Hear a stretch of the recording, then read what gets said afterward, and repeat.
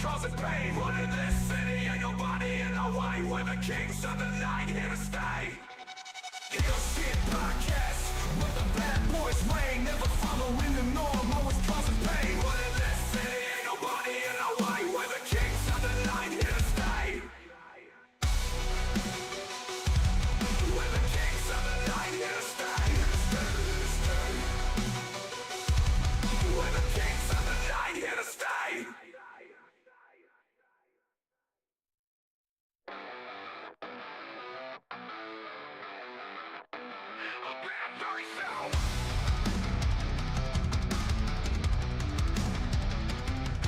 Bad guys do hill shit, no one can stop it. Walking in the shadows, always all the profit.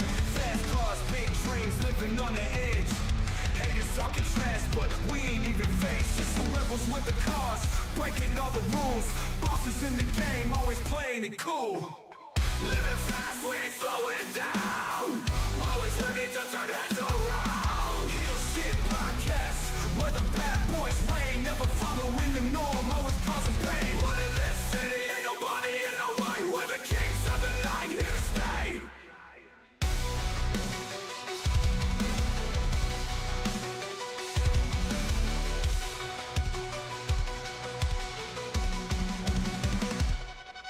Chasing that money, living for the thrill, aiming for the top, gotta make the kill. Street smart, no room for the weak. Cross us once, you'll feel the heat. Taking what we want, we don't ask for permission. Running with the wolves, a dangerous coalition. Living on the edge, no time for hesitation. Heel Shit Podcast, where the bad boys reign, never following the norm, always causing pain. But in this city ain't nobody in the way. We're the kings of the night, here to stay.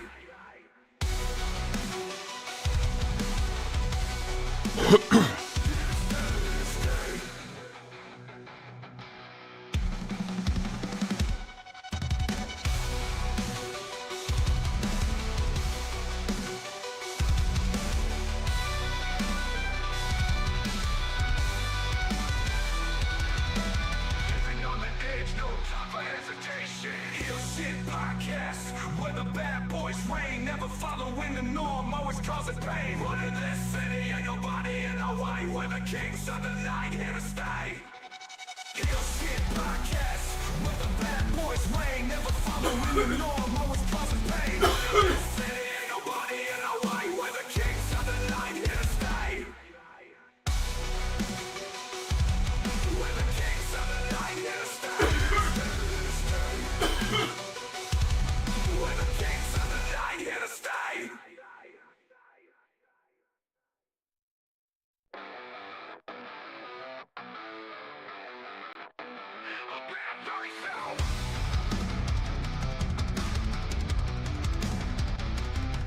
Bad guys do hill shit, no one can stop it.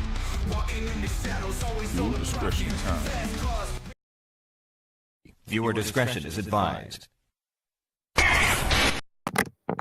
What up, Heel Faction? Welcome back to Heel Shit. Why do we call it that? Because bad guys do heel shit. I'm Dark Cordz, that's Draven Grimes, and because this is Weekend Wrestling, with us as always, Edgar from the Snug Wrestling Podcast. We got some release news, we've got some Jey Uso shit, we got some Elimination Chamber shit, and we will get into it all right after this. cool. Living fast, we ain't slowing down. Always ready to turn heads around. Heel Shit Podcast, where the bad boys reign, never following the norm, always causing pain. He will. Yo, fellas, how y'all doing tonight? Productive, brother. We're doing very productive tonight. How about you? I'm doing all right. It's been a weird start to the week, but It has. Edgar, my guy, how are you doing? It's definitely a weird start, especially after last night's Raw. We're off to a weird start to this week in wrestling, but I'm excited to be here like always and excited to talk about it with y'all. awesome. All right. Awesome. So, what you got first up for us? Up first, we got a list of names that were recently released by the WWE. Mm-hmm. the first wave of names, because when these things happen, I feel like, they come in waves, and throughout the days we find out more and more people getting released. Yeah. Yes. So it's that time of year, usually around this time, or maybe a little bit like March, kind of. WWE does these, they let people go, people's contract expires, some get renewed, some don't. So we have some names of some of the people that got released.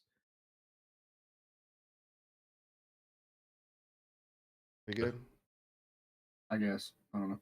Apparently, I needed a timeout.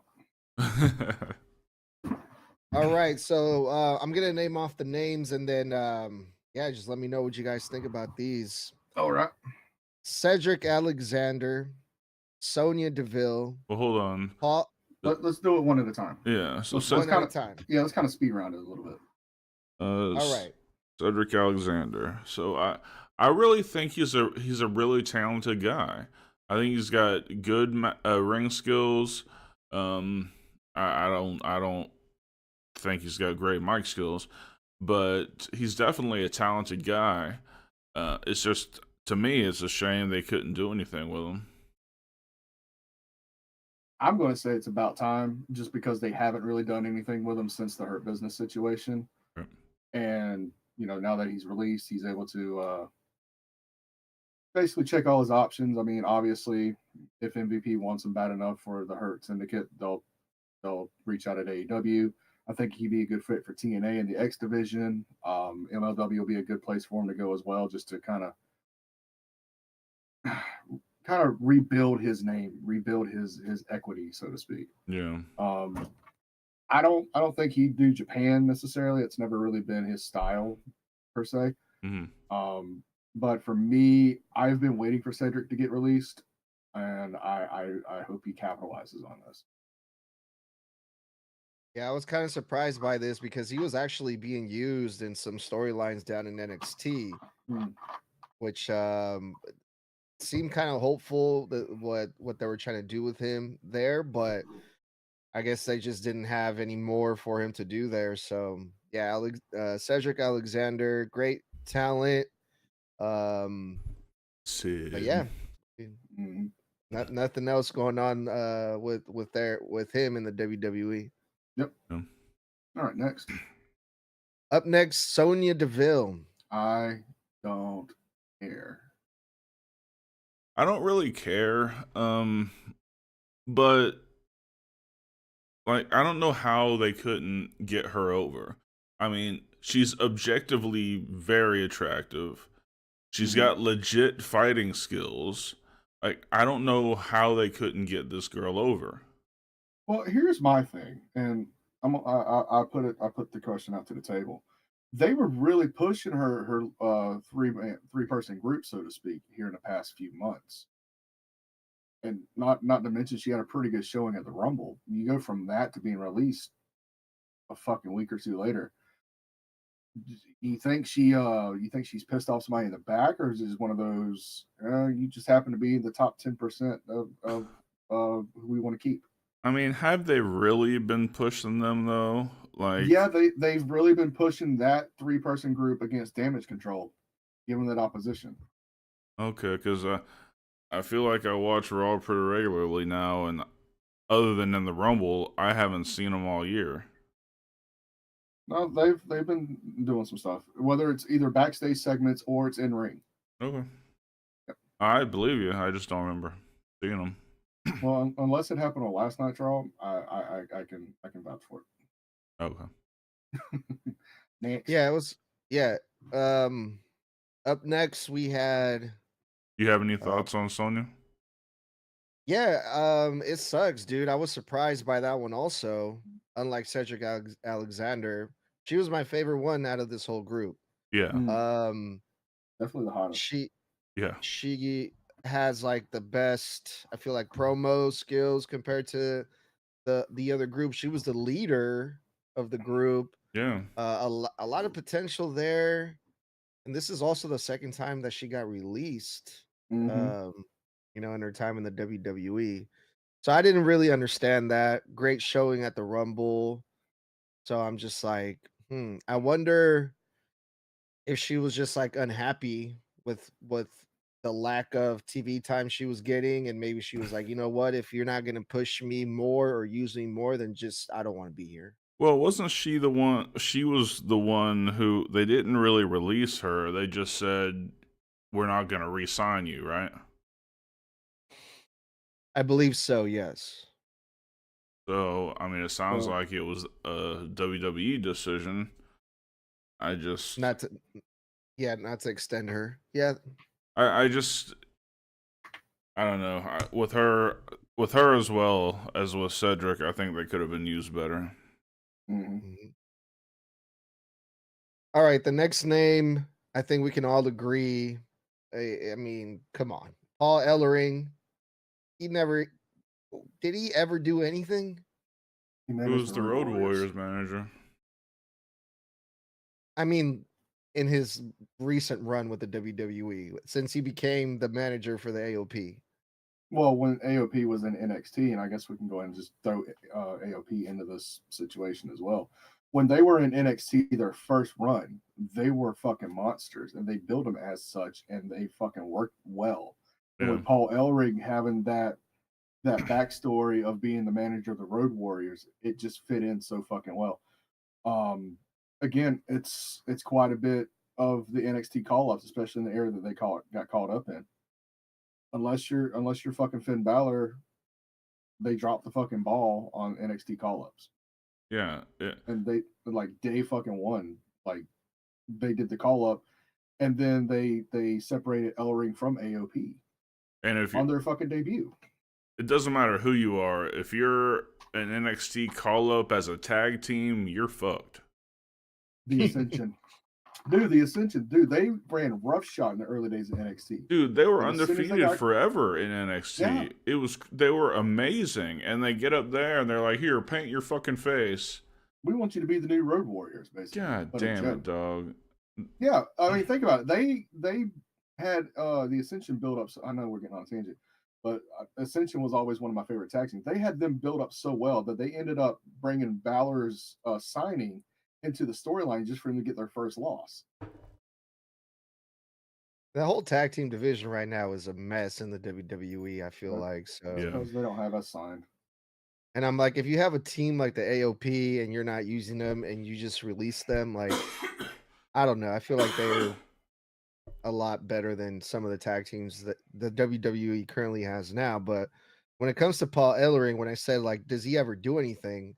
I meant since they got called up to the main roster, I probably see Paul Ellering as a manager cut like one promo and took like one bump from Uncle Howdy, and that's it. Other than that, he would just be out there Well, I'm and surprised do he just took do that one. nothing. I was actually surprised when he took that one bump because if he falls the wrong way, he's going to turn into dust.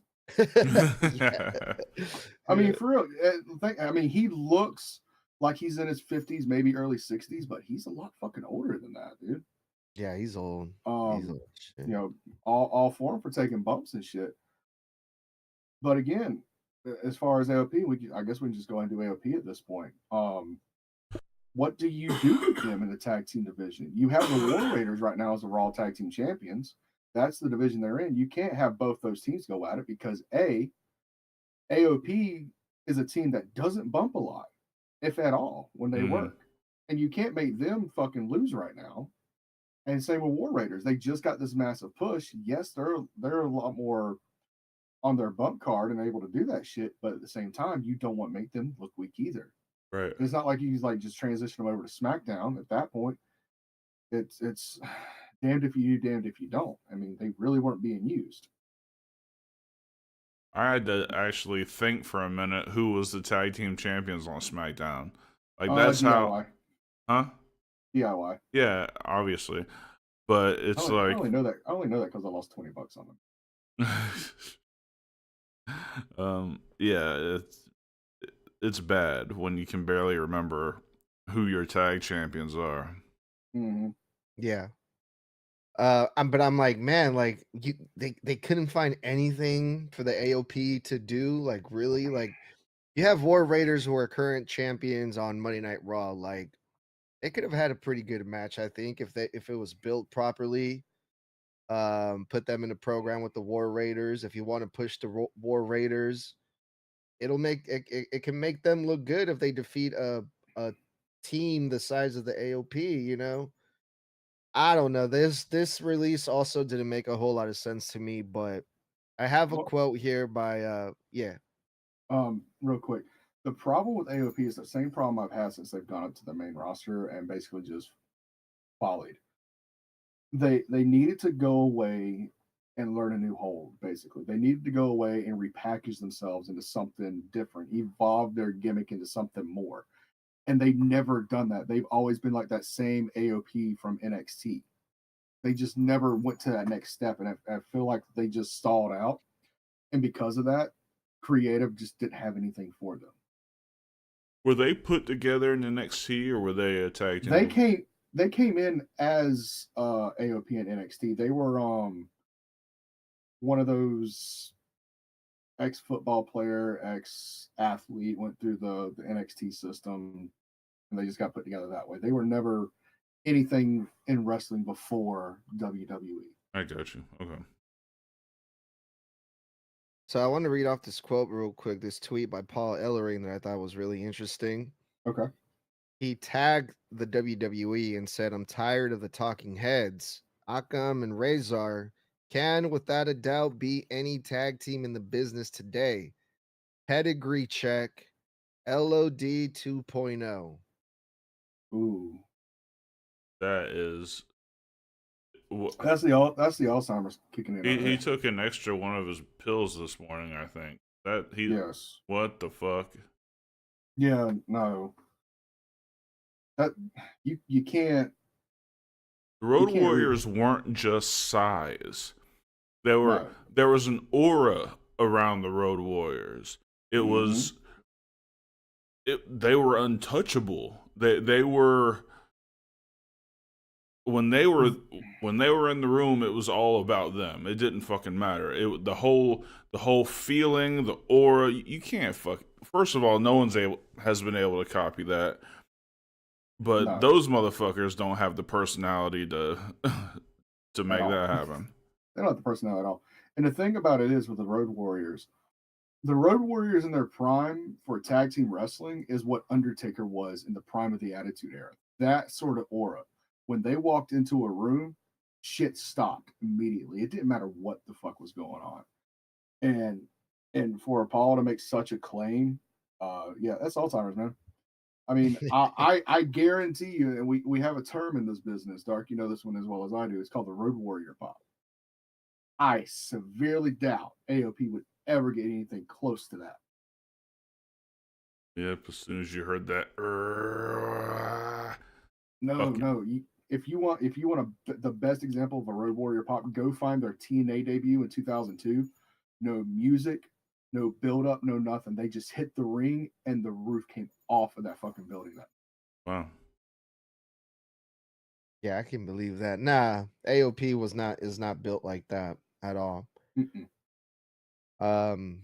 Well, yeah, that was Paul Ellering and AOP. You guys ready for the next one? Yep. One more thing. I want to bury in just a little more. AOP is the tag team version of Ryback. Yes. That is apropos. I figured you like that one. All right. Moving on here. Blair Davenport. I mean, I didn't see enough of her to make a decision one way or another. So. Well, remember this: the last draft, not this transfer bullshit, but that last legitimate draft, she was drafted to Raw and was never heard from again. That's right. Yep. Yeah, she was supposed to be the next big call up, Yeah. Another talent that was great in NXT. They had high hopes for them and they get called up and this is during the Triple H era, so he fumbled an NXT call up. Yeah. I mean, I can't really speak on her too much. I didn't watch too much for NXT. What I did see, I enjoyed very well. When she was getting caught up to Monday nights, I was hoping to see, exactly what she could bring to the table. But it just wasn't meant to be, and it's hopefully it's one of those things where it's same thing with Cedric Alexander. Of she goes out there, she sees what her options are, and she can go from there. Because I guarantee you, she's already got somebody ready to fucking sign her. Like she's a pretty good talent. Yeah. Maybe WWE just said, you know what, we already got a goth chick on Monday Night Raw. We don't need more. Bullshit. Bullshit. I mean, I don't see why else they wouldn't use her. I mean, in NXT, she was having some pretty decent feuds, even did like all kinds of crazy like hardcore matches and Mm-hmm. doing the most. So yeah, pretty surprising. Yep, agreed. All right. Next. All right. Oh, this one. Giovanni Vinci. Dude, they had just repackaged him. They were starting to do vignettes for him. Like they were, I don't know what happened. Dude, remember they repackaged him, built him up, came out, did one match on SmackDown, and they decided to take him away and do another repackage. Mm. Even before that, even before the repackage, he was taken out of the Imperium after getting attacked by his own former partner Ludwig Kaiser. And Right. that was the death knell. And we were like, okay, we're gonna have to. Something is gonna have to happen. Giovanni's gonna have to come back, get his revenge. Nope. Instead, let's send you over to SmackDown. Yep. And then he gets beat in like what was it, 10 seconds in his debut match? Yeah, something like that. Yeah. And then boom, he's done. Like this is like a burial, isn't it? I would say so. He had to have pissed somebody off in the office. There's no other way to really describe this. For what he was in Imperium, he was good. He was a good body guy. Didn't really have a whole lot of charisma, at least in my opinion. He was always the third wheel in Imperium. But again, it's just he didn't really have a whole lot of charisma, right? Or in my opinion, no. Right. But still, Imperium was one hell of a good tag team. I don't even think they became tag team champions in the main roster. To go from being like a really promising tag team to getting split up the way that they did, and then just getting released is just like what the fuck? Like they were really good together, Giovanni and Ludwig. Maybe it was time for Ludwig to get a singles push, which they're doing now, but So yeah. they still could have done it with Giovanni as part of fucking Imperium. But that's just my opinion. But other than what's the deal with all the repackages, I really don't have too much to really say about it. Yep. Darky Poo? Nope. Anything? You said it all. Cool. Next up, part of Legado del Fantasma over on SmackDown, Elektra Lopez got released. Who? Valet girl, Mexican chick or Puerto Rican or some type of Hispanic. Has a really saucy accent. Who? Yeah, she Yeah. was also part of NXT and then got called up and was just like a mob boss lady type character. That's Wow. pretty much it. She's I'll be honest, Santos's girl. I never Yes. really pay attention to Santos's shit anyway. Okay, well, in the last 6 months, if you all ever saw him with a Latin chick, that's her. Okay. I don't know. When he comes Spicy back Latina. when he comes back as King Cuerno, then I'll start caring. Good call. Good call. Yeah. Until then, I really don't. Yeah, she said something about this on Twitter, also confirming her release. Heard any good news lately? No? Well, make it quick. I've got a packed schedule for the next 90 days. They've all taken to this see ya 90 hashtag. Yeah.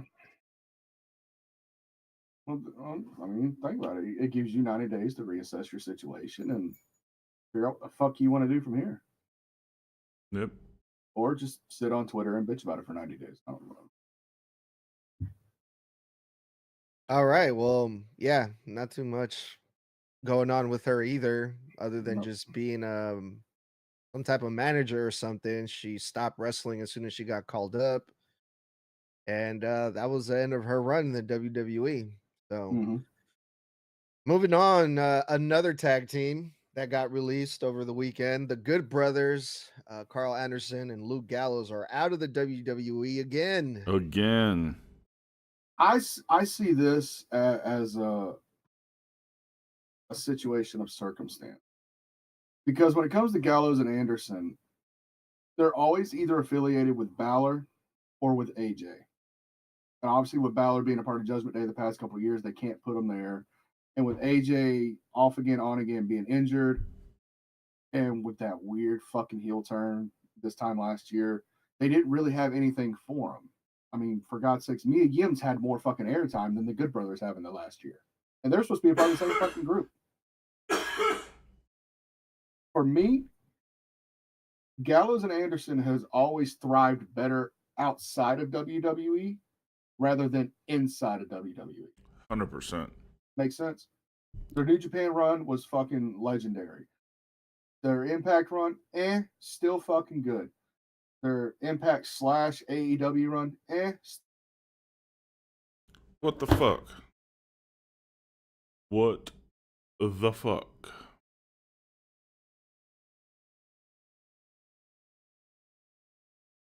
You back? Can you hear us? We're back. Hi. Anyway, Gallows, Anderson. It's bittersweet, only because I can't reform Bullet Club in fucking 2K games right now. But I'm okay with it because I know they're going to fucking thrive. They know how to work the independents better than most. Yeah, no, I completely agree. They've been amazing everywhere. They've been champions everywhere. Mm-hmm. I think their Impact and AEW runs were really good for what they were. I mean, obviously they weren't going to come in and win the AEW titles, but I think they got a lot of airtime. I think they got a lot of good, eyes and good work, and I I just don't know why WWE continues to fumble really good tag teams, and they're fucking really good. Oh yeah, they're easy top 15 in the world today. But it's like I alluded to earlier. I think this release is just a matter of circumstance because they're always either with AJ or Balor to play on the Bullet Club thing, and neither one need that now. They don't really have anything for them other than just cannon fodder for the tag champs. I guess so. I don't think this is the last time we're going to see the Good Brothers on WWE. I know it's like the third time that they get released by them in like the last 4 years or whatever. Hey Benjamin, like thank that. you for subscribing. Yo, But these guys are connected, man. Like you said, they can go to New Japan, they can go to AEW, and if they go to TNA now with the working partnership that they got with the WWE, that could be their way back in if they want to do that, you know. Yeah. or they can just kind of rehash the NWO thing and them going to Impact and playing that whole thing.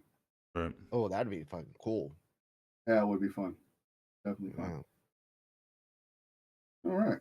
So yeah. Is that all the WWE ones? No, there's one more. There's Okay. one more All right. name here. And this one is kind of interesting because it's also tag team related, This but one hurts me. it was one half of, oh man, remind me the name. It was Isla Dawn who got released. Dawn I'm and Fire. But she was so upset. part of a tag team. So I'm like, I wonder what's gonna happen with Alba Fire now that Isla Dawn is gone. I think they were called Alba and Fire.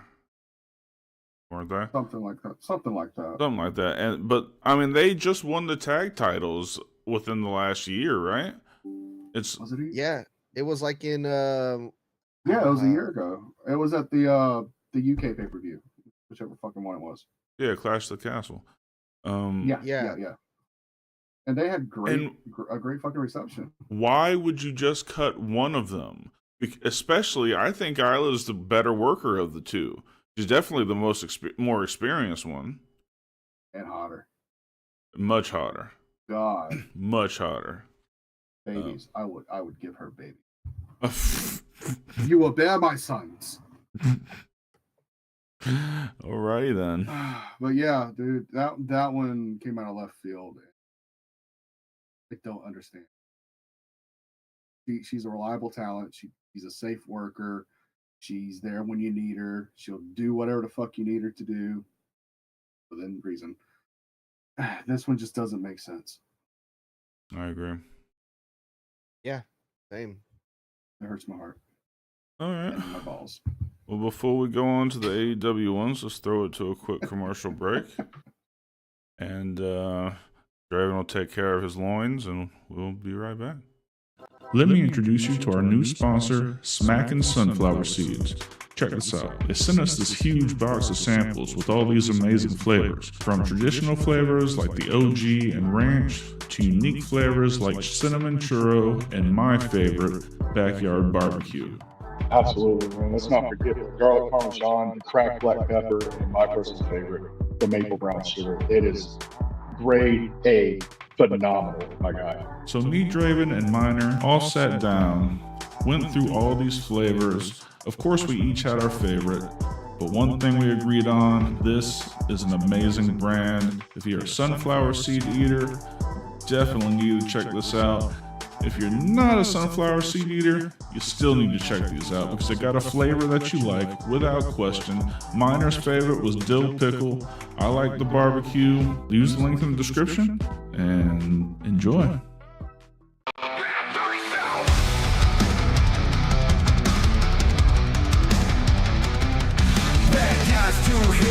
No one can stop it. Walking in the shadows, always on the profit. Fast cars, big dreams, living on the edge.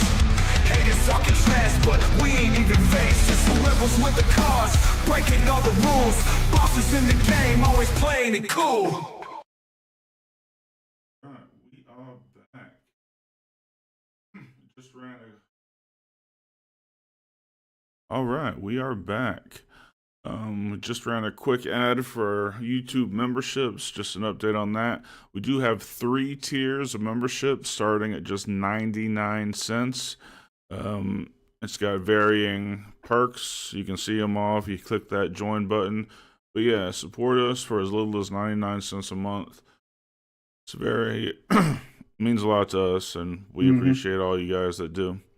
Yes, sir. All right. So our we got 2010. Our 2010 selves really appreciate that McChicken you buy us.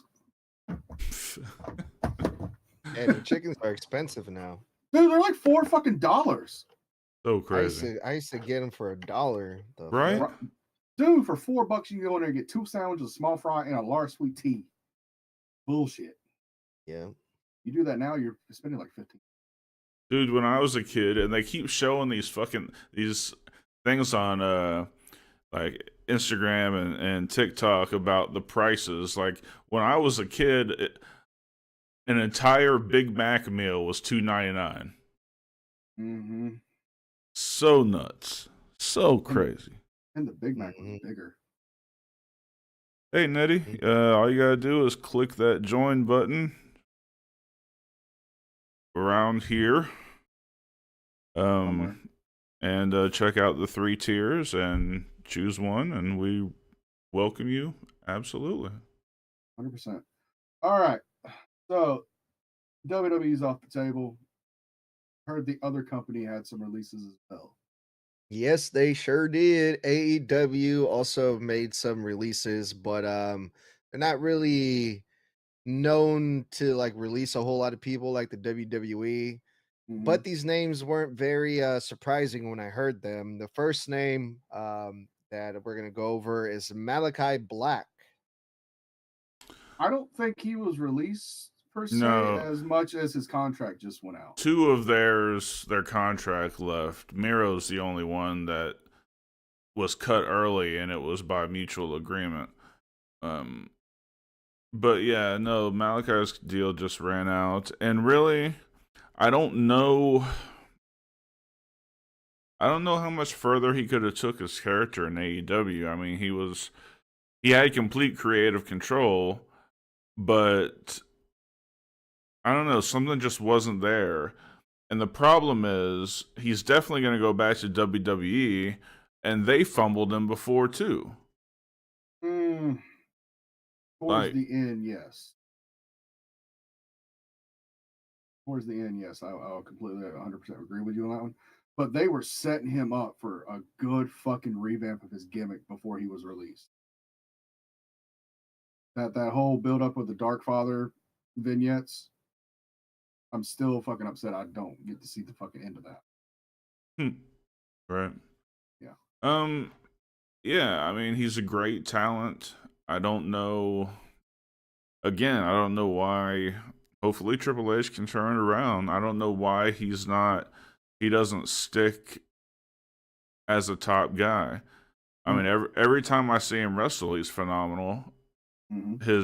He's one of those guys with that aura.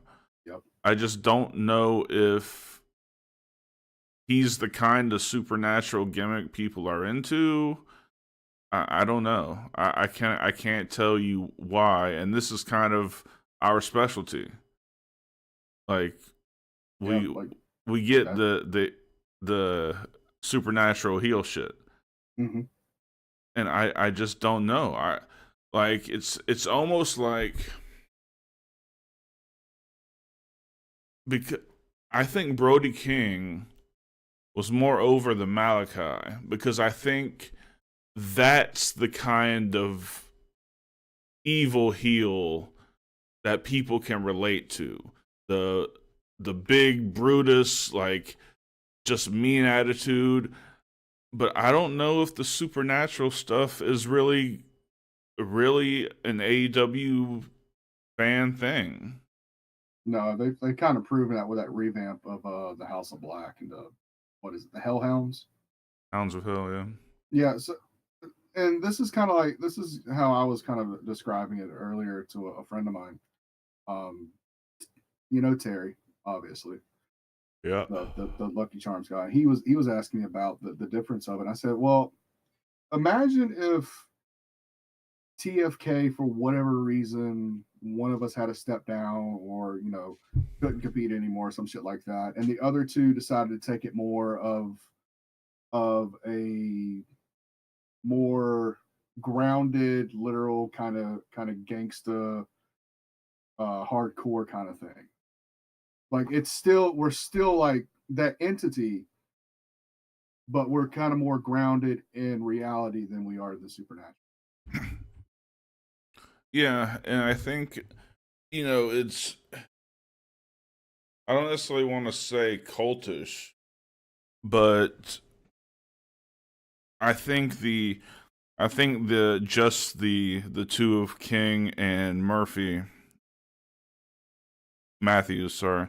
I think those are more what's going to stand the test of time over there, because they tried that supernatural shit with the Woken Matt Hardy.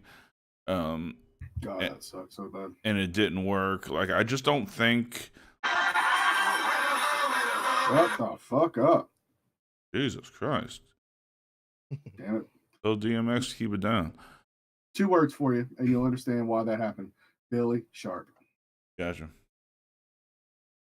But yeah, no, I just don't know what it is. I'm right there with you. I know when Malachi first got AEW and did the supernatural shit, for me, I loved it, but there was a lot of people that was like, it's not really my bag. Like, they wanted to see a more grounded version of Malachi, and obviously you kind of see that evolve a little bit as he progresses and he starts the House of Black and brings in Brody, brings in Matthews, brings in Julia, but it never really stuck too well. Malachi always seemed like the third wheel. Yeah. So now as far as him going back to WWE, remember his NXT run and everything that happened in NXT was under Triple H's authority. When he went to the main roster, Triple H fought like hell to keep him the way he was, but eventually Vince got his fucking hands on him, and we saw what that became. So, with Triple H being in control of everything now, I could see Malachi coming back as Malachi Black, similar to how they did Shawn Spears in NXT, and rebuild him back up. And since unfortunately we don't have Bray with us anymore, we have the Wyatts over on SmackDown, we could build Malachi to be Raw's supernatural gimmick. Yeah. Could be. I hope so. I mean, because I think Black is amazingly talented. Yes, he is. He's completely unique in his ring style. There's just they need to get somebody who's the McMahon to his Russo and kind of tone his crazy shit down some, I think. Well, that's the good thing about WWE. He won't have 100% creative. He'll have somebody there to say, no. Yeah. We're not doing that, but let's try this instead. Yep. So, all right. I think we sucked off Malachi enough. Next. All right. Up next, I have Miro on the list. Now, you guys said that this was actually the only one that was really released out of the three, right? Yeah. Correct. Yeah. Tony has a specific image of what he's shooting for, and all of these people who are cut today or have left this week are huge fumbles, but two of them were fumbled by WWE also. So I don't know. I just don't get it. But even though they're great talents, and people are like, why the fuck did he let that happen? They just don't fit into what his vision is, and I don't know what his vision is, but he's willing to let go of big names to shoot for that vision. I don't know. But Miro, I loved Miro, man. I hated how he came in with that video game gimmick. I thought that was corny as fuck. But as soon as he went to the Redeemer, I loved him. I don't know how he got fumbled so bad. I know there's some injuries. I know he went off to shoot a movie sometime during that. But I wish I was in on the thought process. I really do. I can't follow. There was also multiple reports of him like refusing to do business, and that doesn't work for me, brother. Yeah, I'm surprised it took this long for him to get, his release granted by AEW. Right. So this whole time he's been off TV, he's just been getting paid. Yeah, which is crazy.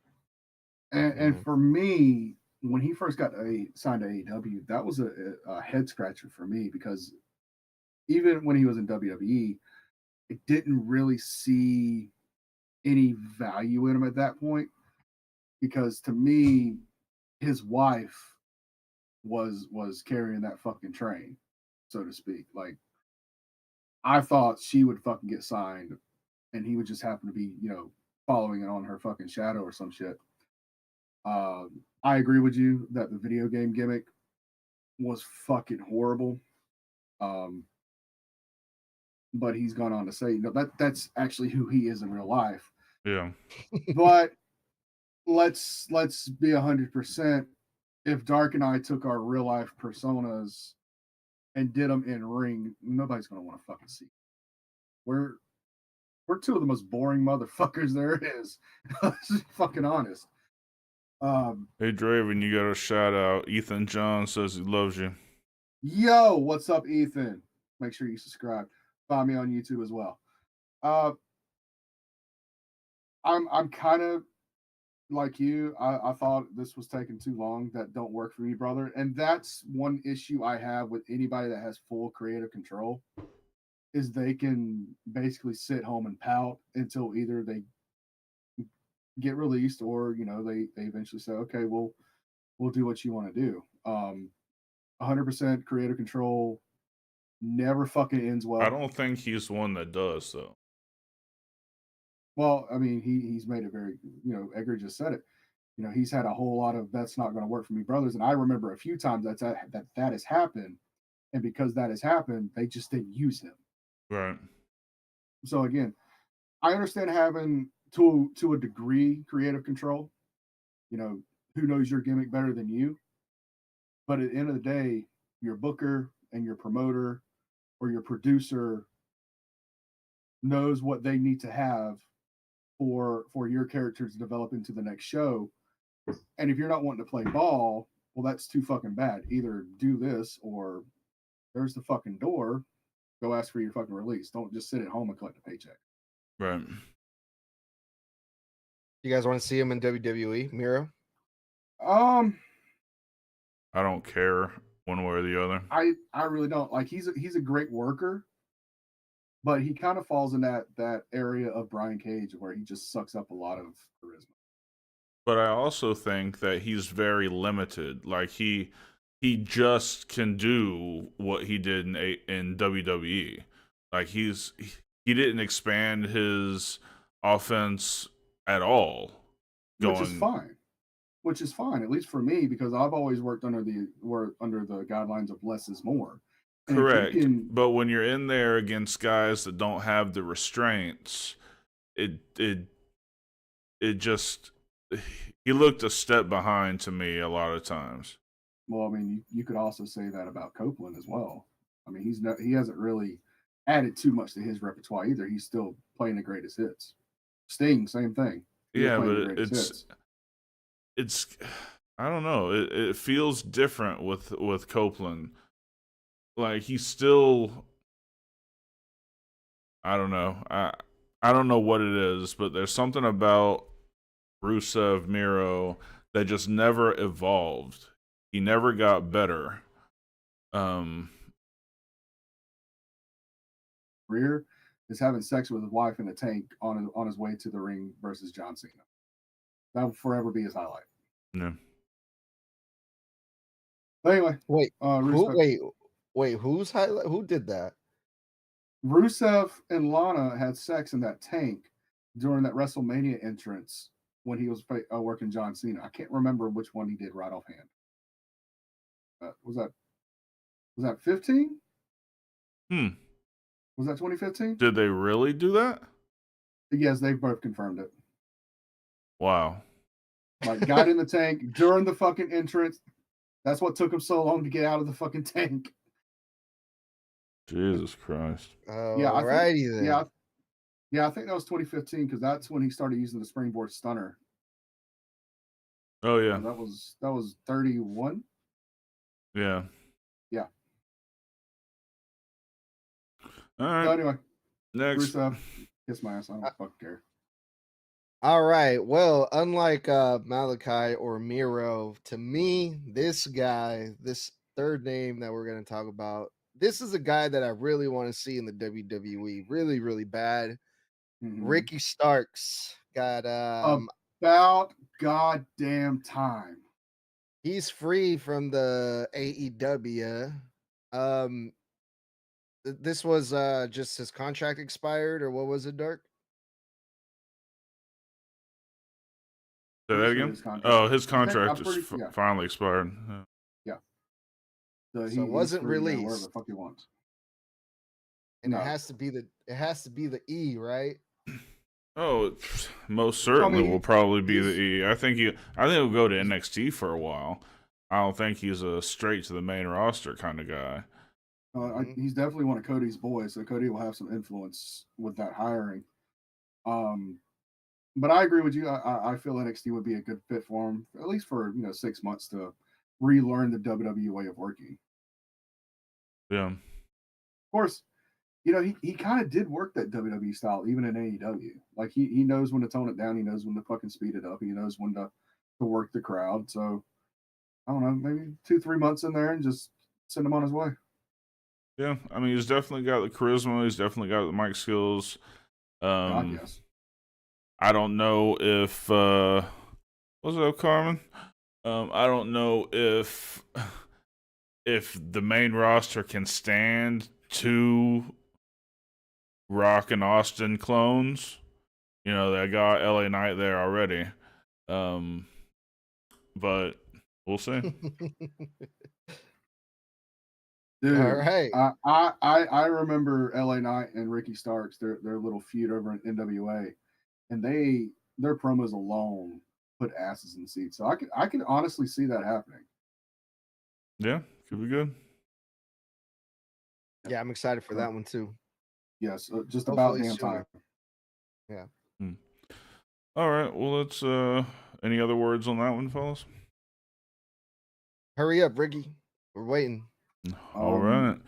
Happy Alistair's finally getting released. You know, he can finally pursue what he needs to pursue.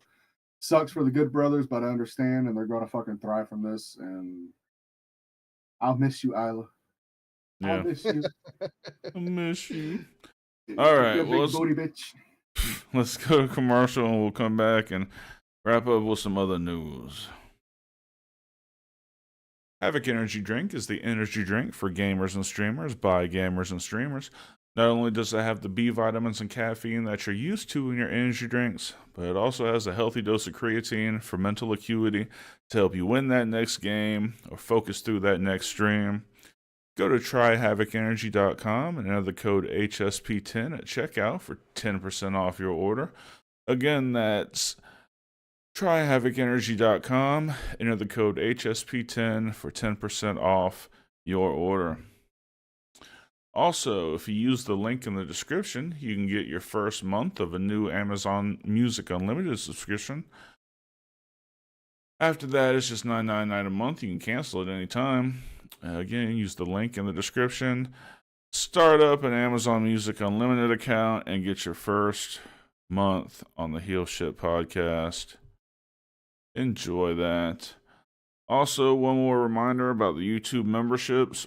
We now have 3 tiers as low as 99 cents. If you want to show some support, we'd love to have you in the Heel faction. You can hit this join button probably somewhere in this region under here. Every little bit helps us out. Thank you guys very much. All right, what's next? Up next, Jey Uso. We're gonna talk about Jey Uso a little bit here because he finally made a decision on who he wants to face at WrestleMania. And kind of like how we all expected, it's gonna be Gunther versus Jey Uso at WrestleMania. But it took some convincing. Last night, Gunther interrupted the weekly Jey Uso concert at the start of the show and attacked Jey Uso, which led to Jey Uso telling Gunther, "Hey, you and me, WrestleMania, it's going down." What did you guys think about Jey Uso's decision? We all saw it coming. I mean, it wasn't surprising at all. Yeah, it was always going to be Gunther, but I thought it was well done last night. I thought he got completely demolished at the beginning. Mm-hmm. He showed balls, he called him out, and then he wound up winning the little battle at the end. Like it was complete, you know, a complete babyface run in one segment. Yep. You know, I just thought it was really well done. I think that's going to be a great match, and I definitely think Jey Uso is coming out with that belt.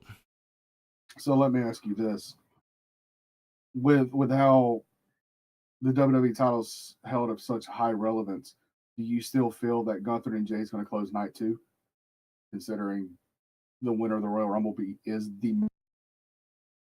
What the fuck? God damn it. This is getting ridiculous. Ain't it? Fuck, I don't know what's going on. Personally, I blame Rip for this tonight. Oh, good. I'm blaming him. But anyway, like I was saying, do you feel like this match, the World Heavyweight Championship, is actually going to close out WrestleMania weekend? No. I So think let me ask you this: what was the fucking point of the winner of the Royal Rumble because they going always to the call main event?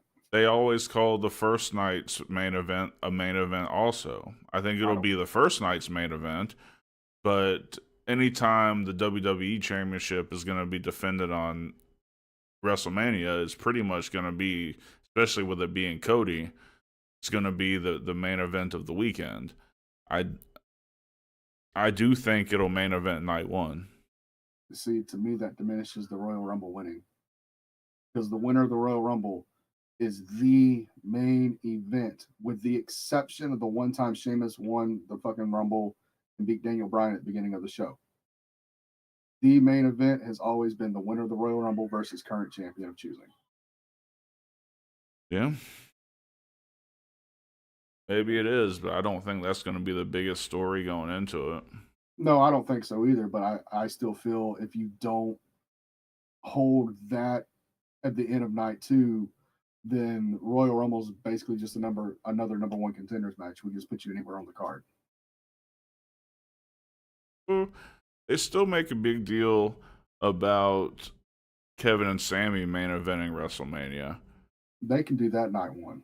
That can main event night one easy. I mean, when they did. So I don't know. Yeah, they still say that. They still claim like, oh, you know, we won the tag team titles at the main event at WrestleMania. Mm. And it was night one when they did that. And that's how KO was able to say, Punk, only one of us is headlined to WrestleMania. And it was that match on night one. Yeah, but Punk could also shoot back of, well, I've successfully defended the WWE Championship at WrestleMania. Like, yeah, it's tit for tat at that point. I'm not saying that. I'm just saying that in kayfabe, they refer to that match as a main event. It might be a main event, but it's not the main event. To me, the main event closes WrestleMania, period. Not night one, but WrestleMania, period. I agree with you. I'm just saying that in their record books, they have two main events. Fuck so, I missed WrestleMania one night. Dude, it's so much wrestling to cover in a weekend. Yeah, you just said it too, Draven. Like, you know, let's have Kevin and Sammy main event night one. And then if they do Cody versus whoever, probably Cena at night two, I don't even think, I mean, there's still a possibility that Jey Uso probably won't even be the main event in either of the nights. Which would be a fucking shame considering how much they've built him up and how much the fans have held him up. He definitely will be on one of the nights. He has to be. He has to be. He has to be. He has to close WrestleMania, Hey, period. Jillian, thanks for being here. The end of Sunday night needs to be Jey in the ring with Cody, with both of them holding the titles. But isn't that the same as saying now that the World Heavyweight title, which is the one for Monday Night Raw that Gunther holds, if they put that in the main event at night two, isn't that saying like, hey, this title is more important than Cody's title? Well, let me play this with you. WrestleMania 20, Kurt Angle versus Eddie Guerrero was mid card for the WWE Championship. The World Heavyweight Championship was the main event, and the World Heavyweight Championship at that point was only about 2 years old. Mm-hmm. So you tell me. Yeah. I'm fine if it happens. Like, I think he deserves it. I just think that they've been going with the biggest storyline as opposed to like a win-in to the main event. Well, right now, there ain't really a big storyline around Cody right now. Not until after Elimination Chamber we figure out who he's working. Right. But at that point, the World Heavyweight title picture is still kind of a bigger deal because they've had more time to build it. Mhm. Also, if it's Cena and Cody, I can see Cena being like, you know what, put me night one, let Jey Uso close the show, let him get his big moment. Yeah, I mean, I think he could do something like that. Sure. I don't see Cena getting that fucking win though. I still see it more towards the end of the fucking summer. Either way, I need Cody to turn fucking heel. Right. Like for everybody that's Well, never seen Cody heel, go find his shit from New Japan and Ring of Honor. He's a fucking menace. Yes. well, if we get Cody versus Cena at WrestleMania, I'm pretty sure the people are going to turn on Cody. He'll have to turn before then. Mm-hmm. Homelander Cody. Right. I mean, the people will Sooner or turn later. on Cody before Mania for sure. Yeah, Yeah. I agree. Anyway. But yeah, Anyway. that was Jey Uso and Gunther is official for WrestleMania. Anything else? Closing thoughts on this, or do we have time to talk about the chamber here a little bit? Yeah, let's talk Um, chamber. And oh, you got some more? Well, I was going to say, let's save the chamber for next week when we really have a feel of who all's in the chamber. We can kind of give our thoughts on it then. Okay. Because we still got qualifying matches this week on SmackDown and next week on Raw before we do another WIW. That's true. So let's hold off the chamber until next week. All right. Well, then I guess that just takes us out. Yep. Oh, pleasantries? Yes, sir. Pleasantries. Ladies and gentlemen, do not forget this coming up Sunday morning with Dark Cordz, Draven Grimes, the return of Talking Shit. Or we're just going to sit around and talk shit. Darky Poo is at a boiling point on the politics. So, as always, I will give him the complimentary 5 to 10 minutes for him to rant, rave. As long as he doesn't destroy the studio, he can say what the fuck he wants to say, do what he wants to do, short of beating his meat on my belts. This coming Thursday night, we will be doing a late live HSP. With my belt, it's fine.